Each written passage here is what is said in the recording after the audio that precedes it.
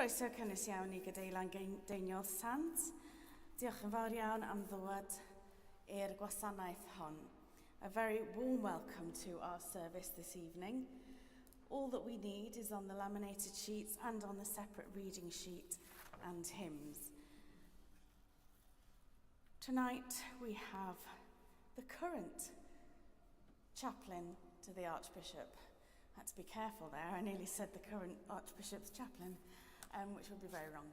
So we have the Reverend James Tout with us tonight, who also takes the provincial lead for deliverance ministry, and will be talking to us tonight about that work.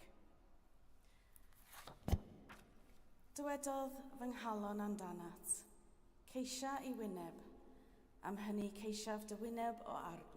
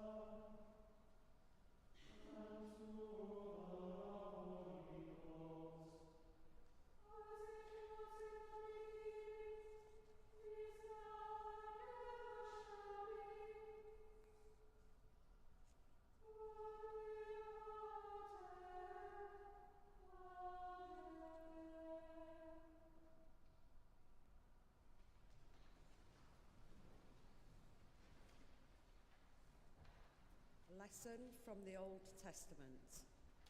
Here begins the 28th chapter of the first book of the prophet Samuel. In those days, the Philistines gathered their forces for war to fight against Israel. Achish said to David, "You know, of course, that you and your men are to go out with me in the army." David said to Achish, "Very well. Then you shall know what your servants can do," Achish said to David.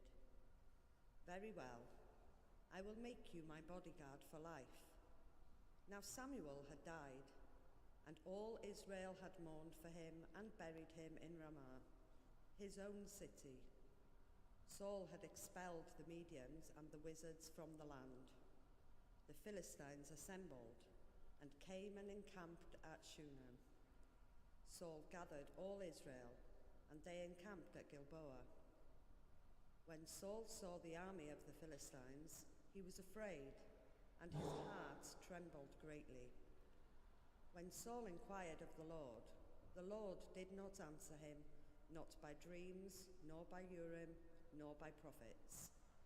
Then Saul said to his servants, "Seek out for me a woman who is a medium, so that I may go to her and inquire of her." His servants said to him, "There is a medium at Endor." So Saul disguised himself and put on other clothes and went there, he and 2 men with him. They came to the woman by night, and he said, "Consult a spirit for me, and bring up for me the one whom I name to you." The woman said to him, "Surely you know what Saul has done, how he has cut off the mediums and the wizards from the land. Why then are you laying a snare for my life to bring about my death?"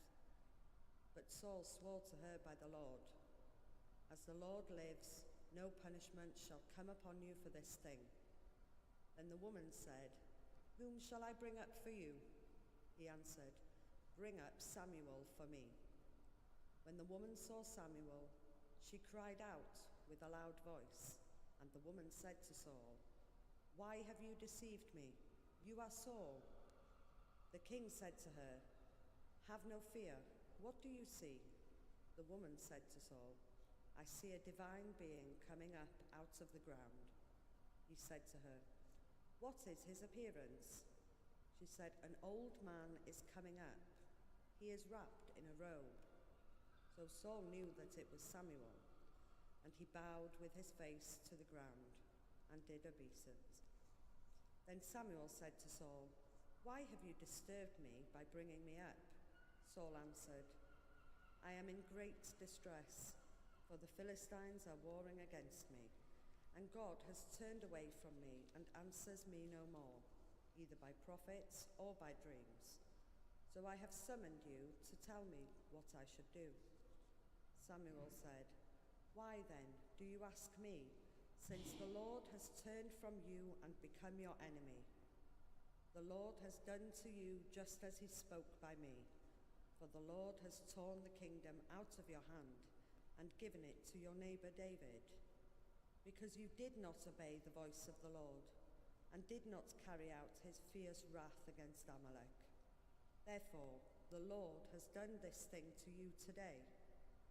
Moreover, the Lord will give Israel along with you into the hands of the Philistines, and tomorrow you and your sons shall be with me. The Lord will also give the army of Israel into the hands of the Philistines." Immediately, Saul fell full length on the ground, filled with fear because of the words of Samuel, and there was no strength in him, for he had eaten nothing all day and all night. The woman came to Saul, and when she saw that he was terrified, she said to him, "Your servant has listened to you. I have taken my life in my hand and have listened to what you have said to me.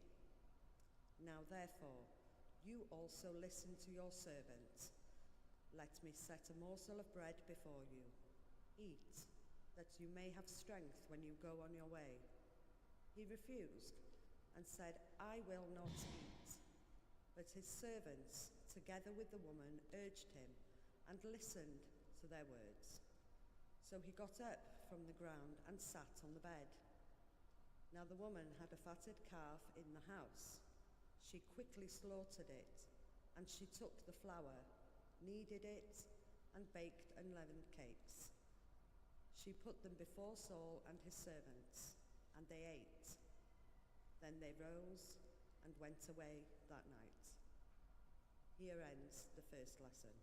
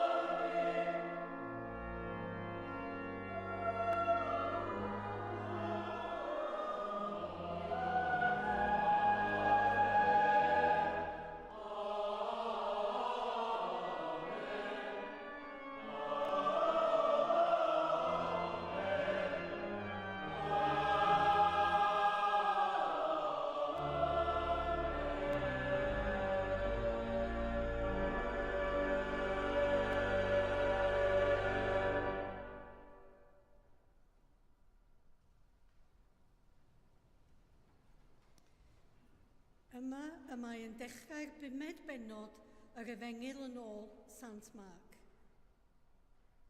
Deithynt i'r ochr draw i'r môr i wlad y Gerasenaid, a phan ddaeth Iesu allan o'r gwch, ar unwaith daeth i gyfarfod o blith beddau, ddyn ac ysbryd aflan ynddo.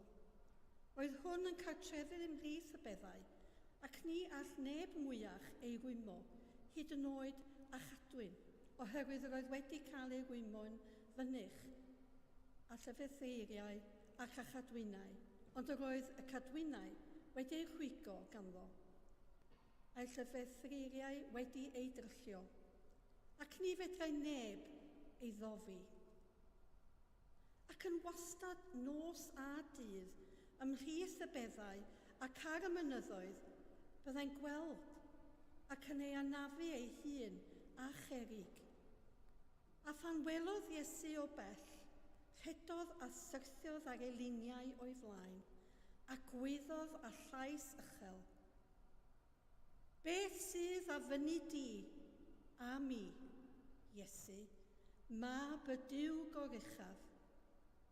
Yn enw Duw, paid yn poneidio, oherwydd roedd Iesu wedi dweud wrtho, dos allan ysbryd aflan o'r dyn, a gyfynodd iddo, beth yw dy enw? Meddai yntai wrtho, lleng yw fy enw, oherwydd y mae llawer ohonom, ac yr oedd yn ymbil yn daer arno beidio a'i gyrru allan o'r wlad. Roedd yno ar lethr y mynydd genfaint fawr o foch yn pori, ac ymbiliodd yr ysbrydion aflan arno. Anfon ni i'r moch, gad i ni fynd i mewn iddynt hwy. A fe ganiatadd iddynt. Aeth yr ysbrydion aflan allan o'r dyn ac i mewn i'r moch. A rhuthrodd y cenfaint dros y dibyn i'r môr. Tua 2,000 ohonynt, a boddi yn y môr. Fodd bugeiliaid y moch ac adrodd yr hanes yn y dref ac yn y wlad, a daeth y bobl i weld beth oedd wedi digwydd. Deithant at Iesu a gweld y dyn.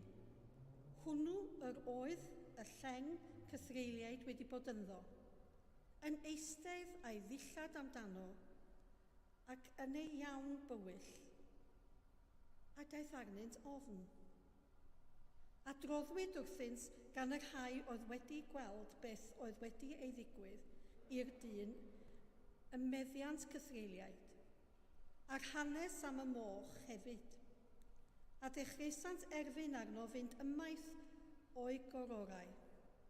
Ac wrth iddo fynd i mewn i'r gwch, yr oedd y dyn oedd wedi bod yn meddiant y cythreiliaid yn erfyn arno am gael bod gydag ef.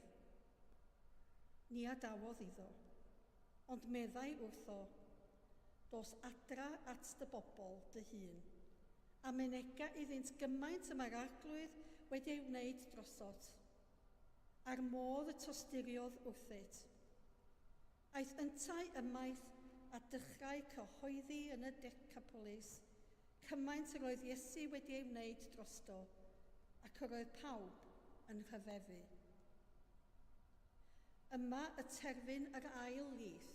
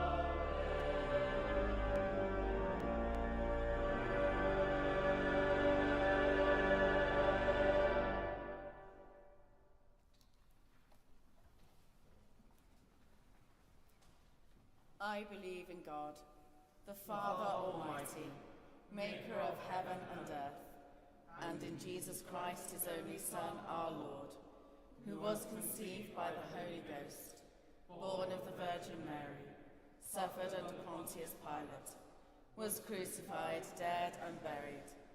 He descended into hell. The third day he rose again from the dead. He ascended into heaven, and sitteth on the right hand of God the Father Almighty. From thence he shall come to judge the quick and the dead. I believe in the Holy Ghost, the Holy Catholic Church, the communion of saints, the forgiveness of sins, the resurrection of the body, and the life everlasting. Amen.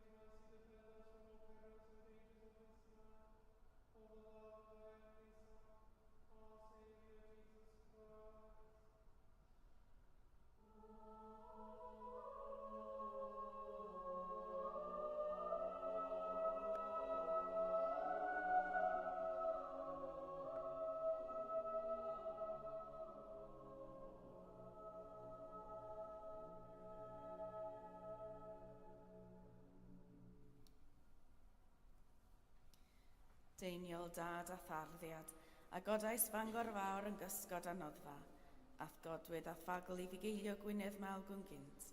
Cwyd i'r uchelfannau, weddiau eilwyd dy olynydd yn y fangre hon, fel y cyfyd gwawr ddydd, ffydd, gobaith a chariad yn ein calonnau'n fythol. Amen.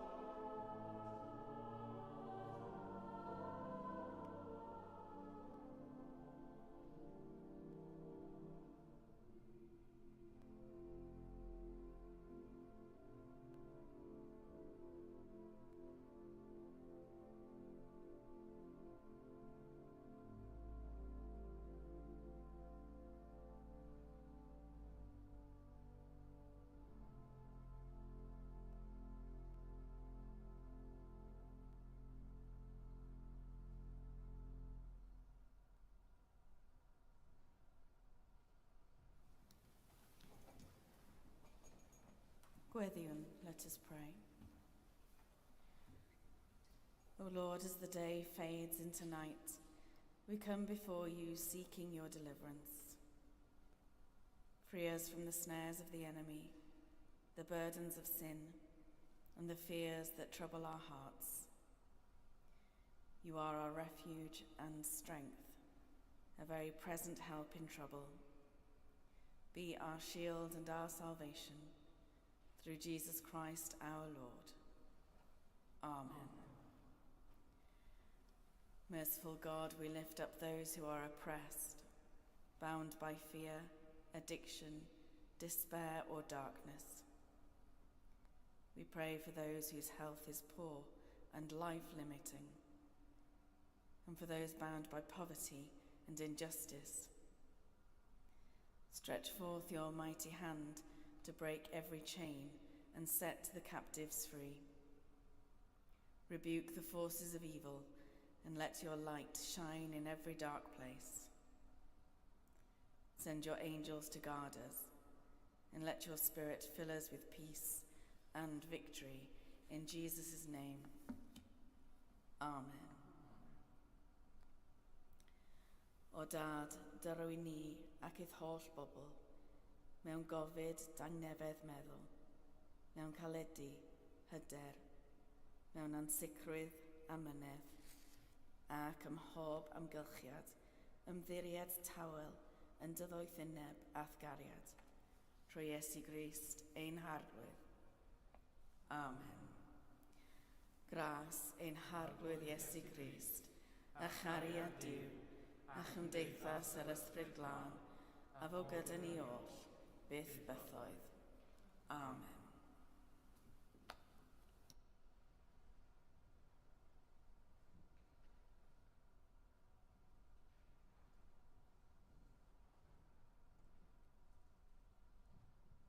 Let the words of my mouth and the meditation of my heart be acceptable to you, O Lord, my rock and my redeemer. Amen. There are certain aspects of ministry that you prepare for. John and I were talking about what we might have called potty training when we were curates earlier on. And we prepare for things like leading worship and preaching, pastoral visiting, funerals and baptisms. They are the expected, the familiar patterns and rhythms of a priestly life. But then there are the things that come unexpectedly, the ministries that might find you rather than the other way around. And deliverance ministry was absolutely one of those for me. I didn't seek it out, and I never imagined that I might be involved in it. But as a curate, I was introduced to this work by my training incumbent. I didn't go as the leader or the expert, but as maybe what we might call a prayer partner, a second set of eyes and ears, someone to intercede silently and watch carefully.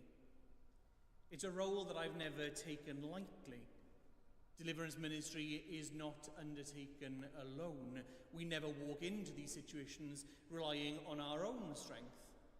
It is always done together, usually in pairs, and most importantly, it is always done in the name and power of God and not ourselves. And over the years, I've lost count of how many cases I've been involved in. But what I've never lost sight of is the misconception that so many people have when we might think about what deliverance ministry is. They assume that we are coming in to do something, to fix something, to cast out something, or to get rid of something. They expect drama, an exorcism scene from a Hollywood movie. How bitterly disappointed you are to be this evening if that's what you were hoping for. Because I want to argue that in reality, deliverance ministry is about presence. It's about listening well. It's about praying with people and inviting God into the situation. For he is the one who acts. He is the one who heals. And when that happens, I've seen a visible difference in people. The weight lifts from their shoulders, the burden is eased, the oppression loses its grip. There is a lightness in them that wasn't there before. That is the power of God at work. Our first reading from 1 Samuel might put a little limit on our understanding, because it's one that unsettles many. It recounts the story of Saul and the witch of Endor, something that I think 90% of people might say sounds it comes from Star Wars rather than the Old Testament. And Saul is desperate because he's desperate for guidance, because his kingdom is unravelling. And he turns not to God but to a medium, seeking to summon the spirit of the prophet Samuel. And in this passage something strange happens, because somewhat unexpectedly maybe, Samuel appears. And I wonder what we are to make of this. What does it tell us about that spiritual realm? Is this really Samuel, or is it something else? The passage reminds us that we do not have all the answers. It confronts us with the reality that not everything can be neatly explained away. Even within Scripture, we see moments where the veil between the seen and the unseen is maybe thinner than we might like to admit. It acts as a warning that seeking power outside of God's authority leads only to destruction. But it also is a reminder that we do not fully understand the mysteries of what lies beyond death. It's a passage that calls us to humility, to recognize that we cannot place God or the spiritual realm into neat, comfortable categories. When we engage in any sort of deliverance ministry, we step into unknown territory maybe. We do not go in with the arrogance assuming that we have all the answers, but we do go in with trust, relying on God's wisdom and power, not our own. And if our reading from 1 Samuel raises more questions than it answers, our second passage from the 5th chapter of the Gospel according to St. Mark might offer us something a little more solid. Because here we see Jesus encountering a man tormented. The text tells us that he lived among the tombs, crying out night and day, self-destructive and beyond human control. The townspeople had given up on him. They'd chained him, they'd restrained him, they'd tried to control him, because what else can you do with something that you simply don't understand? And yet Jesus does not bind him. Jesus does not attempt to restrain him. Jesus sets him free. Now, there are many ways to approach this passage. Some will take it literally, seeing this man as someone possessed by demons.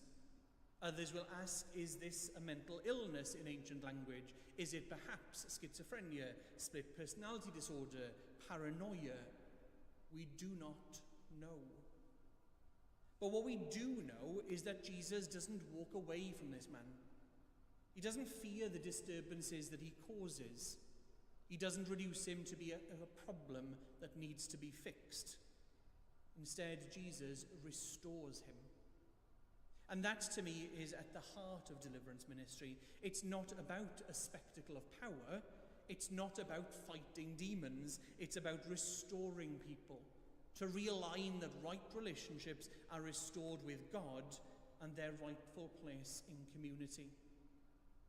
And it's why I'm a passionate advocate for seeing deliverance ministry as an extension of our pastoral ministry. We do not swoop in and fix someone and leave them to it. That's not healing, that is spiritual neglect. This is why, whenever possible, that second person in any deliverance visit should be the local parish priest, so that ongoing pastoral care is in place. Deliverance is not a single moment of intervention. It's about walking with people before, during, and after, helping them integrate their experience into their faith, helping them to grow in confidence of God's power. And in a world that is increasingly sceptical of the supernatural, this ministry can feel misunderstood, even within the church. Some want to sensationalize it, turning it into something theatrical and dramatic. Others want to dismiss it entirely, seeing it as outdated, irrational, and dangerous. My approach is always the same, and to listen first. Why do people think what they think? What experiences, good or bad, have shaped their views? When I have the opportunity to explain that deliverance ministry is not ghost busting as much as I want the pack, that is not about casting out demons in a frenzy as much as I'd love to be in a Hollywood movie, it is about inviting God's peace into distressing situations, and people begin to see it differently. At the heart of all of this, I believe, is one simple but maybe radical question. Do we actually believe that God still acts today? I love preaching in Advent, even if we're only just in Lent now, about expectancy, about whether we are truly ready for God to break into our lives in ways that we cannot control or predict. Deliverance ministry is an expression of that expectancy. It is a refusal to put a limit on God's power. It is a recognition that he still moves, that he still heals, and that he still restores. And some of that healing is physical. Some of that healing is emotional. Some of that healing is spiritual. But in all of it, the goal is wholeness in Christ. And so tonight, I might be so bold as to leave you with 3 questions to ponder. Firstly, are you open? Are you open to the possibility that God may act in ways that you do not yet understand? Are you willing? Are you willing to walk alongside those who are struggling, even when their distress makes you uncomfortable? And are you ready? Are you ready to trust that God can and will restore all things, but in his way, in his time, and by his power? Because I'm arguing that that is what deliverance is. It is simply making space for God to act. And when he does, he does. Amen.